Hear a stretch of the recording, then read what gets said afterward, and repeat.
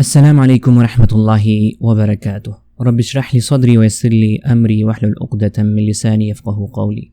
محترم ناظرین اور سامعین، عربک لینگویج سیکھنے کے آج کی اس کلاس میں آپ سب کو خوش آمدید۔ امید کرتا ہوں کہ انشاءاللہ آپ سب بخیر و عافیت ہوں گے اور عربی زبان سیکھنے کے لیے پرعزم ہوں گے۔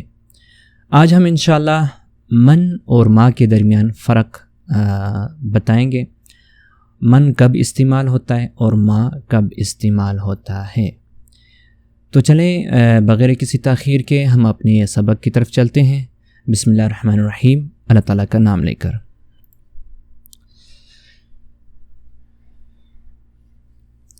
جی تو ہم آج انشاءاللہ پڑھیں گے من اور ما کے درمیان فرق۔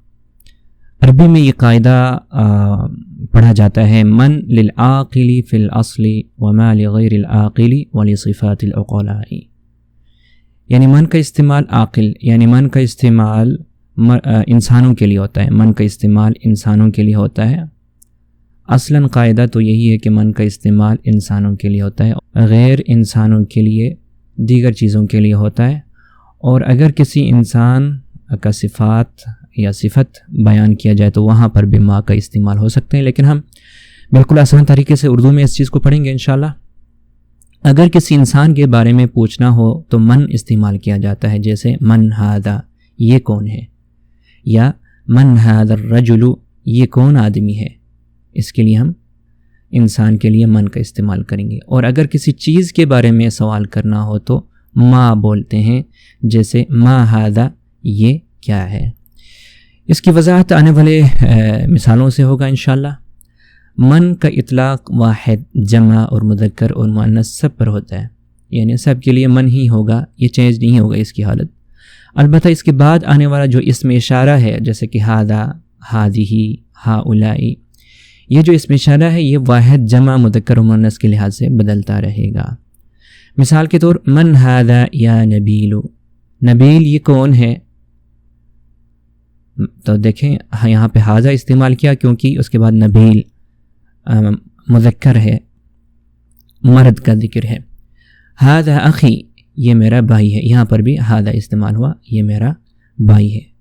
پھر مثال کے طور من ھذہ یا خالد، خالد یہ کون ہے، اردو میں دونوں کے لیے یہ کون ہے اور یہاں پر بھی یہ کون ہے، لیکن عربی میں ھذہ استعمال ہوا ہے کیونکہ ھذہ اختی، یہ میری بہن ہے، تو ھذہ مؤنث کے لیے استعمال ہوا ہے، یہ میری بہن ہے۔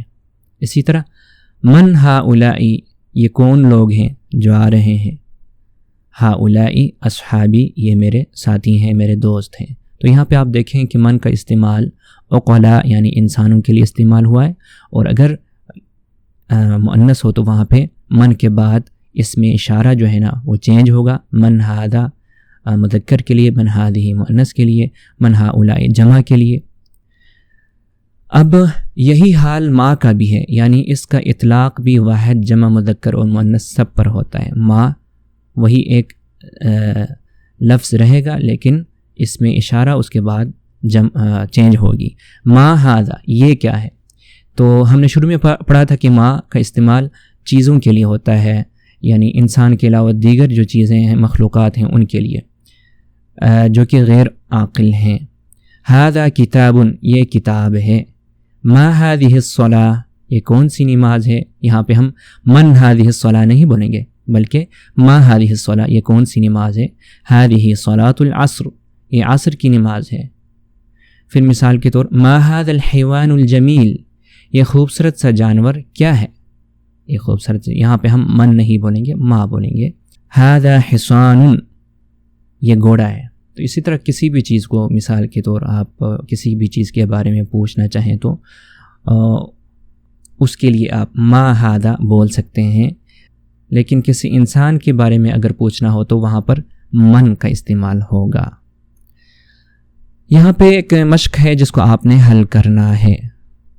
یہاں پہ ایک تو مثال دی گئی ہے، مثال کے طور اس کے بارے میں پوچھا جائے کہ من ھذا، یہ کون ہے، ھذا احمد، یہ احمد ہے۔ اور اس مثال کے طور کوئی عورت ہو تو من ھذہ بولا جائے گا، ھذہ زینب، یہ زینب ہے۔ اور اسی طرح اگر اشیاء ہو، انسان کے علاوہ دیگر چیزیں ہوں، تو ما ہذا یہ کیا ہے، ہذا مسجد یہ مسجد ہے، ما ہذہ یہ کیا ہے، ہذہ صورۃ یہ فوٹو ہے۔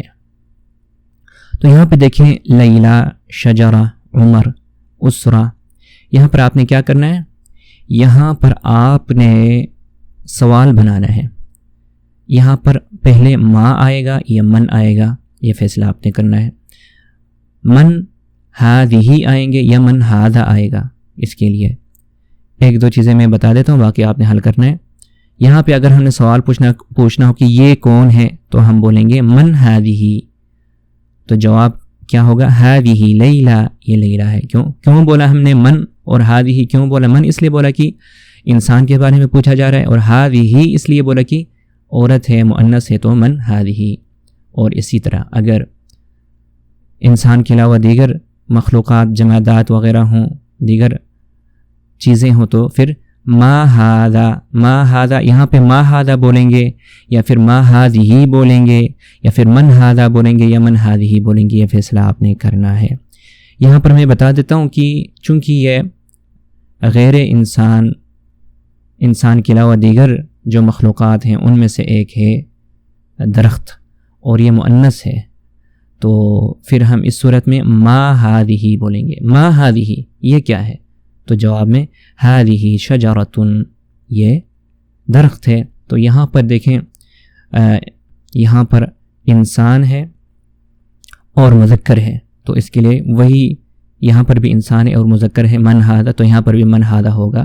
باقی چیزیں پھر آپ دیکھ لیں، اور ان سب کے لیے آپ نے سوال بنانا ہے اور سوال کا جواب بھی دینا ہے۔ آج ہم نے نیا سبق نہیں پڑھا ہے، پچھلے سبق کا ایک سلسلہ تھا جس کی پریکٹس اور تدریب اور مشق ضروری تھا، اس لیے ہم نے اس کو کیا ہے۔ تو آج اسی کے ساتھ ہی مجھے اجازت دیجیے، انشاءاللہ کل ہمارا یہ جو سبق ہے یہ ختم ہوگا، یونٹ نمبر 3 میں ہم چلے جائیں گے، اور میری کوشش ہوگی کہ آج ہی انشاءاللہ شام تک ایک ٹیسٹ کا لنک اس ڈسکرپشن میں دے دوں، تاکہ آپ اس کو اوپن کریں اور گوگل فارم پر ٹیسٹ دیں تاکہ پتہ چلے کہ آپ کتنے جملوں کو آپ نے یاد رکھا ہوا ہے، کتنے قواعد اور ضوابط کو آپ نے یاد رکھے ہوئے ہیں۔ اللہ سبحانہ تعالیٰ سے دعا ہے کہ اللہ سبحانہ تعالیٰ ہمارے لیے، آپ سب کے لیے آسانیاں عطا فرمائے، اور ہمیں عربی سیکھنے کا جو شوق ہمارے دل میں ہے، اللہ سبحانہ تعالیٰ اس شوق کو پورا کرنے کے لیے، عربی سیکھنے کا جو شوق اللہ سبحانہ تعالیٰ نے ہمارے دل میں ڈالا ہے، اللہ سبحانہ تعالیٰ اس شوق کو پورا کرنے کے لیے، اللہ تعالیٰ اس شوق کو پورا کرنے کے لیے ہمیں وقت نکالنے کی، محنت کرنے کی، اور آپس میں عربی میں بول چال کرنے کی اللہ سبحانہ تعالیٰ توفیق عنایت فرمائے۔ انشاءاللہ کل ہماری دوبارہ ملاقات ہوگی، تب تک کے لیے اللہ حافظ۔